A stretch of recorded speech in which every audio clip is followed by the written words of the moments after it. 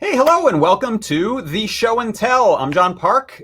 This is Adafruit. This is actually my workshop. I'm a big liar. But here we are. We've got a half-hour slot for some extra show and tell for you this week. We already had a show and tell, a big, huge, filled-up, fat, gigantor one. Oh, I'm going to echo it myself. There's the delay. Last night, there was a fantastic showing, and the party, it actually never stops. This is the continuation of that party after a little break. Okay, but it didn't stop. It just paused. So I've got some extra special guests on here for us today to show some cool things. And I will throw the randomizer and see who we're going to pick here. Hey, look, it's going to be Jeff Epler. Jeff, you're up on Show and Tell. Hello. Hi, JP. Thanks so much for showing my MP3 stuff, including Yeah. apparently a sneak peek of the next one. Yeah, right on. Yeah, But, thank you for the code. This is exciting stuff. Circuit Python decoding MP3s in real time. right, and I'm going to continue the MP3 theme. This is actually a project I've been working on since December, and eventually it's going to turn into a guide, but it's kind of perpetually not quite ready. But this is going to be your MP3 playing appliance with Circuit Python. So not that we can focus on it, but here's my list of albums. And you just scroll through and pick the one that you want. And then you've got non-focused album art, and we're playing. We've got a little view meter of what's going on, and it's all self-contained with the battery and the speaker and the SD card.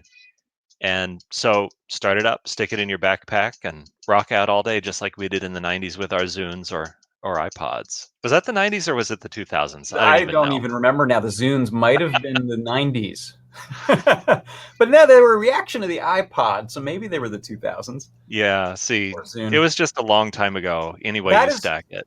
that is fantastic. The fact that everything is there is kind of hmm Yeah, amazing. The the fact that you've got the SD card on there and the mhm. battery and the speaker and the interface. That's really great. Right, the Adafruit PyGamer just packs in everything you need and puts some simple stuff on top of it, and then goodies like the album art. Just it makes it more fun. That's terrific. And are you using any metadata to do this, or are you sorting them into directories on your SD card to do the albums? Right, it's pretty simple. I did mention that this is with CircuitPython, right? But yeah, we're just using. You can't. Well, the reading is hard, but we're showing albums as folder names and track Mm-hmm. titles, and so that's basically all it is. Mm-hmm. You could definitely add the ID3 tag decoding Mm-hmm. if that's what you wanted to do, but that would kind of be a future Yeah, I see. expansion Okay. idea. And is an album art like a separate BMP you throw in each hmm folder to grab? Right, yeah, you can just take any old JPEG file, toss it into your photo editor, resize it to 96 pixels, save as a bitmap, and you put it in the folder. Mm-hmm. So that's pretty simple. And those bitmap files, they're small compared to the capacity of your SD card. So I've happened to have an 8 gig micro SD in here, and you can get them. I was testing actually with a 32, and that works great Oh as wow, well. So, that's a lot of MP3s. you can put all of those MP3s that you just can't do without And and take it with you. the PyGamer has stereo headphone out, right? So are you Right. able to play Yeah. over that as So if you plug in your headphones right here, the internal speaker automatically switches off and you get it in the headphones. well? That's really And cool. yeah, the set that I'm using, they have a volume slider, so that's how you adjust the Yeah, volume. We haven't perfect. quite cracked doing the volume in the PyGamer. Uh-huh. Maybe we'll figure it out, or maybe we'll just an analog slidey volume control actually feels really They're nice. So great. I'm Yeah, I sticking think I with have a those set of those headphones. headphones here, and I really like that Mm, compared to anything yep, digital where you're like you get yep, right where you want and absolutely. want to go a little lower, and now you've turned it off or whatever. So, Right. that's really really cool. I kind of like that idea of having an MP3 player that's just an MP3 player again. Yeah. Yeah. Super Professional. retro, but Yeah. Really cool. Well, thank you for sharing that. Is that something you are imminently publishing code or guides on, or you have a There's schedule? a guide in progress. It's probably a couple of weeks out. Mhm. But if you ask me on Discord, I can tell you the secret location where you can download this today. Oh, And great. all you have to do is give me some feedback on how, your experience with it. Excellent. Well, thank you so much for sharing that. And we will hopefully see you again next week with some more great projects. Yeah, I'll have to take a week off. All right, we'll allow Get some project recharge going on. But yeah, we're working on the SD card performance, and that doesn't really, make a glitzy demo, but it just will make everything work a little bit better. So that's a Mhm. lot of fun. Good. Excellent. Well, thank you so much, Jeff. And we'll Thanks, see JP. See you around. all right. Well, I want to first of all thank Chris Young for reminding me to place the StreamYard link into Discord, which I had entirely forgotten to do. And Chris, if you're ready, I'll bring you on. Let's pop that video up. Hey, Chris, how's it going? Going really well. Hang on a second here.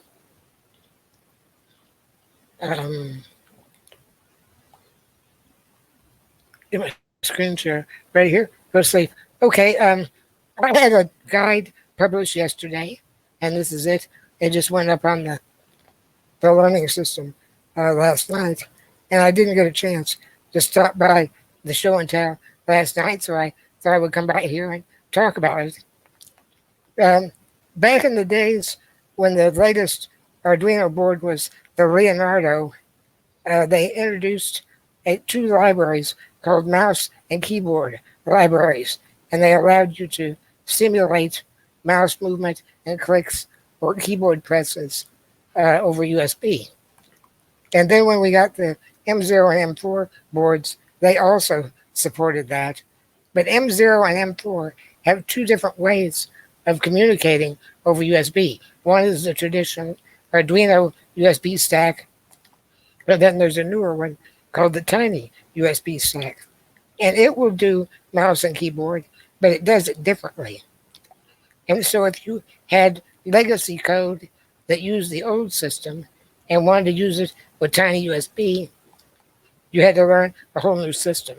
And furthermore, the NRF 52840 only has Tiny USB. It does not support Arduino, and I think Tiny USB, of course, is going to be the standard going forward because it's the underlying piece of CircuitPython. So it does all sorts of fancy things. But if you had old code, it was hard to learn the new system. And really, there are two kind of philosophies about writing a library. One of them lets you get down deep and dirty and deal with all the little details and the bells and whistles. And then the other philosophy is to have a library that hides all those details from you and is just a simple, straightforward API. And so the old mouse and keyboard hid all of the details. You didn't need to know how to communicate over USB. You didn't need to know about descriptors and protocols and callback functions and all those things. So what my library does is it translates the old Arduino style mouse and keyboard calls into the new Tiny USB calls. And in fact, it will auto select which code to use based on how you compile, what you set in the tool. So after I got that working, I thought, well, it's just a short hop to do Bluetooth too. And similarly, the Bluetooth can do mouse and keyboard, but you got to know an awful lot about Bluetooth to be able to do that.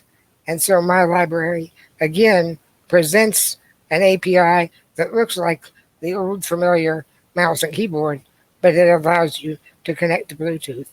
And it uses the same function calls and everything. Oh, so it was fun project to put together, and the guide went up yesterday. And of course, this, my focus is assistive technology, and we do a lot of mouse and keyboard emulation, and we've got a lot of legacy code that uses the old API. So that's why I put it together. That's terrific. I'm looking forward to looking through this. I've used some of the older Arduino stuff, and it's kind of nice that it'll translate over to using it in the Tiny USB. Yeah. So that's what I've been working on. Excellent, great project. Yeah, thank you so much for both the library as well as the guide, and I think a lot of people will find that useful. So we appreciate you sharing that and giving back to the community. Okay. Terrific. All right, Chris, take care. Stay safe. Bye. You too. Bye bye. All right. See, next up we've got our very good friend Todd Bot. Hello, Hey. chuckling Todd Bot. Hey, John. I have one small demo and one small, two small tips. Okay. So the first is this little demo, just as a preface. I'm on this live stream with Barb Makes Things and Carlinarama called Deep Fried Neurons, where we every week on Friday at 5:30 p.m. Pacific, we just chat about things we've built that kind of help us deal with the current situation. And this, our prompt this week was magic spells. I'm not really a magic person, but here's this magical orb that when you rub it, oh, it glitters, it dazzles, it confuses you.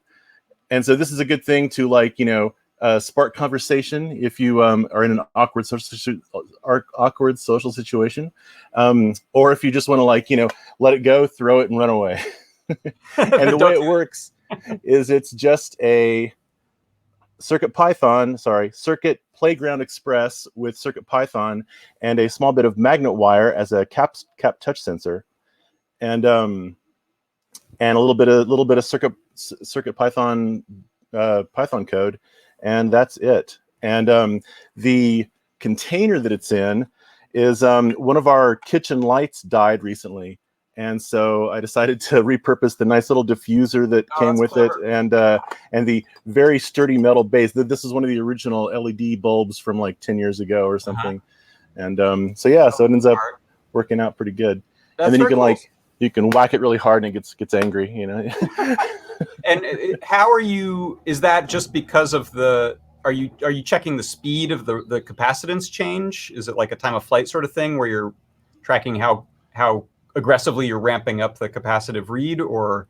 No, this is using just the standard touch.io Circuit Python library. Yeah. I'm doing a little bit of extra stuff because it sort of auto creates a threshold value when you first instantiate the touch.io object. Yeah. And that threshold value might be wrong if you happen to be holding it while you plug the battery in. Yep. And so I have a system that sort of kind of recalibrates that and minimizes that threshold to give you more proximity than just touch. Okay. So it mostly works, but it is a little bit finicky, which is one of the reasons why I have it so that when you whack it, it turns red, is so that it recalibrates. And actually, my recalibration is still a little messed up because now it's frozen. And so aggressively recalibrated. Came back to life, yeah. So I love that, and I also was wondering what the diffuser you were using was. That's really cool, very clever, because a lot of these LED bulbs, when they do die, which they do, they have metal and plastic rather than like glass, thin glass bulbs, so you can feel that. Yeah, and for the flickering effect, I'm using a trick that you see in Fast LED a lot, which Fast LED is a cross-platform library for driving addressable LED things. But one of the things they do often is you set an LED to a color, and then you fade all the LEDs a little bit to dark. And so what this is doing is it's just randomly setting an LED to purple, and then fading all the LEDs to black. And so then over time, they'll all fade away. And so it gives a nice sort of like scintillation look. Yeah. Which I think is really cool again. Yeah, that's really beautiful. All right, so that's the demo. The two tips are, one is that if you're a fan of the trinket like I am, you may not know about the Pi ruler. This is my blatant digikey Adafruit prompt here. One of the cool things about the Pi ruler is that it is exactly a trinket on one end, but they use some of the mini unused GPIO to implement 4 touchpads and 4 LEDs. I don't have it plugged in right now, But like one of the things that's kind of frustrating is that the trinket is awesome, but you've only got these small number of GPIOs. Well, now you got a whole bunch more GPIOs, and they're already pre-configured as touch buttons, so you can use that. And it's also a ruler, like your standard circuit board ruler. But this is only a few bucks more than a normal trinket. And if the trinket starts going out of stock because maybe they're not, more of them aren't being made or something, these are also in stock. That's very cool. In fact, I am like very low on or out of trinkets in general, and they're kind of out of stock right now. I almost wonder about shaving off the ruler end of the ruler. No, I was thinking the same thing, and I kind of wish they would have like put a bunch of like holes here, so you could just kind of, you know, emergency. And so then the other tip is this stuff, which is it's Velcro. It's sold in a big roll, and this is it costs about maybe $8 for this roll, but it's terrible Velcro material. So you just like take off the bit you want, rip it, and now you've got a way to wrap your cables just very quickly. And so I use this for everything. I use this for power cables, for little patch cables. What else? Yeah, I don't know. I got a bunch of cables around here. I use it to use it for my my jumper leads for my power supply to keep them out of the way.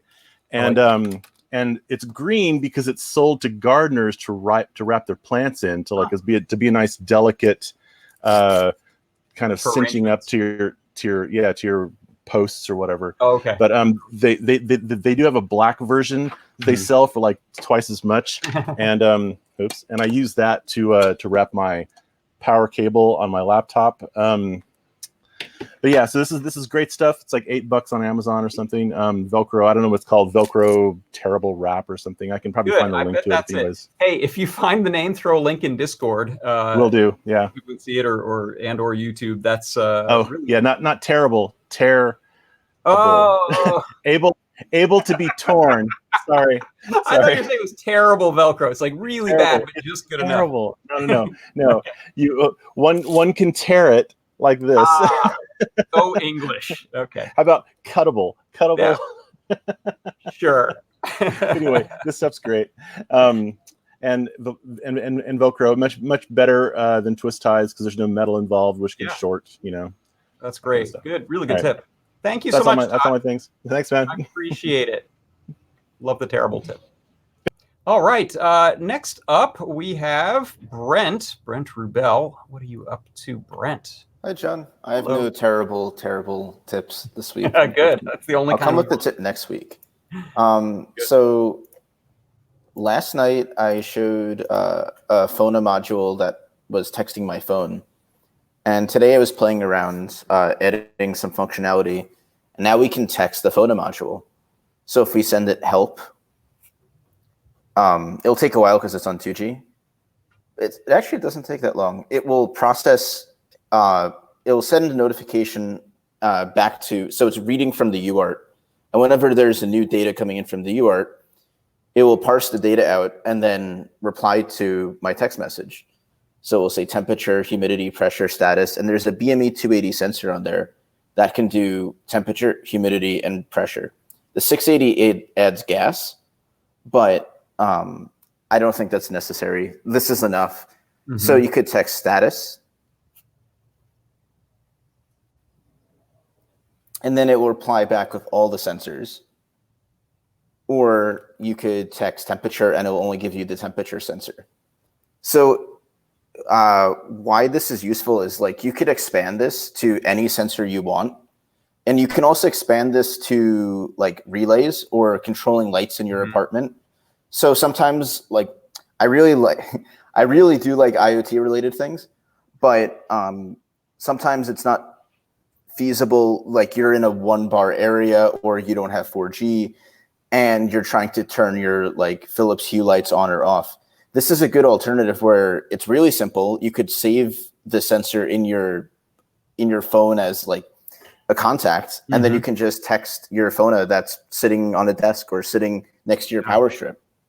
Oh, that's very cool. Yeah, I can see that, especially for some applications. I know there are vineyards that use sensors that are way the heck out in the field, and I imagine the chance of maybe having a cell tower coverage could be much greater than trying to beam some Wi-Fi way the heck across a bunch of Yeah, land. it's also easier and would be good for like a landlord who needs to check on like a boiler room or something. They could just, it's like my apartment, oh, boiler room.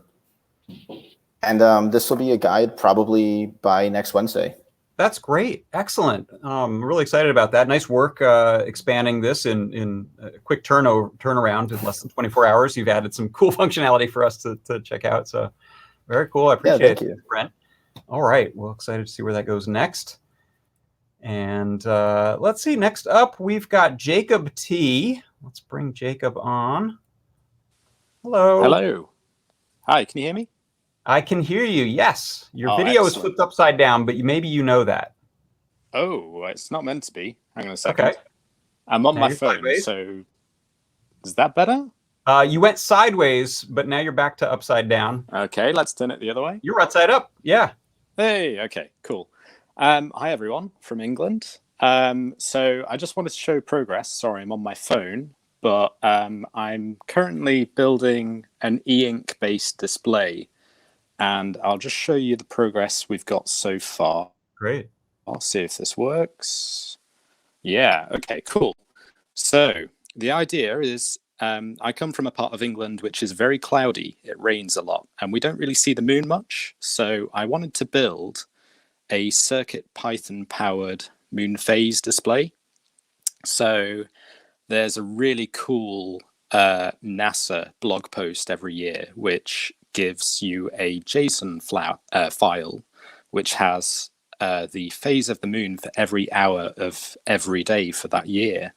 So I wrote a quick Python file on my computer to parse out the data for once per day, for 8 p.m. per day, loaded that up onto a CircuitPython, an itsy bitsy, which is just there. And I wrote or modified the code in the Adafruit display shapes library to be able to have the dark side of the moon drawn depending on the phase of the moon and the age of the moon. So basically it's using the same circle code, but it's drawing the arcs depending on the influence of that percentage of the phase, and depending on the age of the moon it will either put the crescent on one side of the moon or the other. So it's looking pretty good, and I'm gonna plug it in and hope that it updates. Let's hopefully see this work. So it's not connected to the internet. It's the file that you get from the NASA website is something like 4 megabytes. So I don't know if it's within the capabilities of CircuitPython to parse that. I do have some airlift feather wings, so it's something I might try. But anyway, it works really reliably. I'm really glad that Newt got the low power mode out, because as you can see, it's connected to a battery, and hopefully this will all fit into this 3D printed case and form a really nice kind of low profile small package that hopefully, if you can imagine all the electronics are inside, we'll just sit on. Whoop, try that again. Hopefully it will be able to sit upright on a desk like that, and you won't see any of the electronics. So yeah, that's the project. That's it's beautiful. Gone really well. Yeah, I don't know whether if there's an itsy bitsy ESP32S2 that comes out that has the memory to do the parsing as well, then I'll definitely look into that. But at the moment, this looks quite nice. Yeah, really beautiful. I love the clever approach to dealing with the shapes just as a customized arc rather than trying to load a bazillion images on or something like that. Well, that's the main thing that got me, like doing the dithered image of the moon. It took me so much time to try and get that image looking right that the idea of doing that for every phase of the moon was just scary. So being able to draw that shape on is great. One bit I would like to expand on is depending, I think, on your latitude and the time of year, the angle at which the moon is turned also changes. But that gets me into a whole headache of being able to rotate bitmaps and circuit. I've seen on Discord, I think there's some transforming of shapes coming to CircuitPython, but I'll just have to wait how that goes.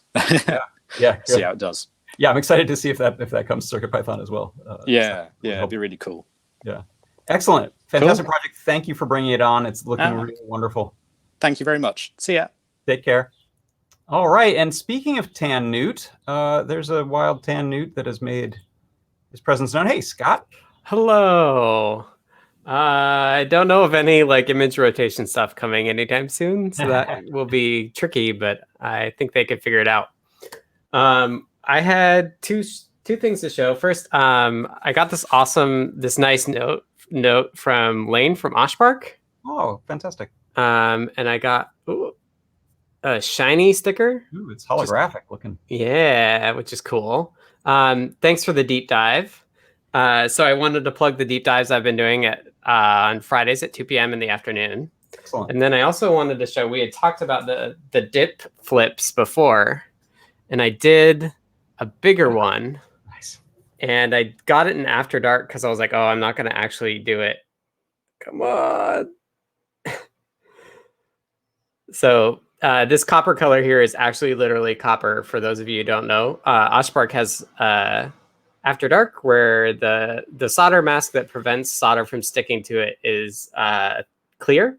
So you can actually see the whole contents of the circuit board, which is super cool. And so this is kind of like, you can definitely see how the flip dip works. It literally just like flips the signals from one side of the board to the other. So I thought that was cool. And then the last thing is I got a digikey order. And in that digikey order, I got 3 more of the ESP32S2 Sala boards. These are the ones I think without the extra RAM. So this will be a different board than the original one that I've been hacking on as well. Mm-hmm.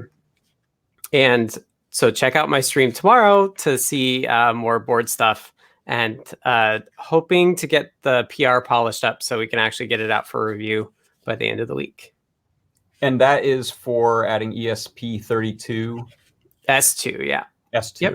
Which is the first ESP chip that has native USB. So you'll be able to plug it in, get a CircuitPython drive, and we don't currently do Wi-Fi, but the long term we'll be able to do native Wi-Fi on a very inexpensive chip, which is really impressive. Yeah. Oh, that's great. Excellent. Well, thank you for stopping by with that. And one other question I had is, what's the trace width on that dip flip board? I think it's the KiCad default. So I think it's just under 10 millimeters. Okay. If I remember right. It's like 9.8 or something. So it's not as small as Oshpark can go. And I wish it would just decide. Oh, it just focused for a moment, and it looks like I can see some space between them because it looked like a solid wall of Oh, copper. yeah. Yeah, so it's it's definitely not solid. I can try to get it. I'm working on getting a better camera here. But yeah, it looks solid there, but it's not actually. We were talking about aliasing yesterday, and you can see I actually did the auto router left a little gap here, so it's not like perfectly even. Got it. But yeah, they're just running like within as close as they can to each other. Just use the auto router or the push and shove router, and KiCad makes it really easy.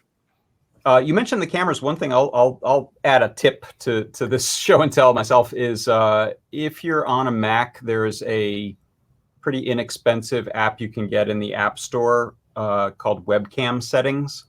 And depending on the webcam you're using, particularly if it's like a Logitech or something that's plugged in and not the native one, it's excellent because it allows you to do things like manual focus, manual aperture, saturation, white balance. It like stops it from doing all this auto focusing all the time, and it's very helpful with any kind of broadcasting in particular, even if you're going to turn it into a down shooter or just on your face. I've been using a version of that for a few years in my other setup where I have a little Logitech. Send me a link because I do have a C920 here. Yeah, it's perfect for that. But what I'm hoping for is I have this RX 100 Mark III or something, so like a number of years old. But it turns out it can do clean HDMI out. Ah, nice. Yeah. At 1080p, maybe even 60 frames a second. So wow. Yeah. There's currently a run on webcams and Magewells and stuff. Yeah. So I've got one ordered, and we'll see when I can get it. Good. Good luck with that. Excellent. Thanks. And yeah, thanks for plugging the show. People, please go tune in tomorrow to see the deep dive that Scott does every Friday. Mm-hmm. All right. Thank you. Well, that does it for our show and tell by Scott. And I'll say goodbye too. So please check out the website and the Adafruit Discord to see when our next batch of shows is coming. We've got Scott's Deep Dive tomorrow. And then starting again, I think on next Tuesday, we've got a whole slew of things happening in the Adafruit Live series. For Adafruit Industries, I'm John Park, and I will see you next time.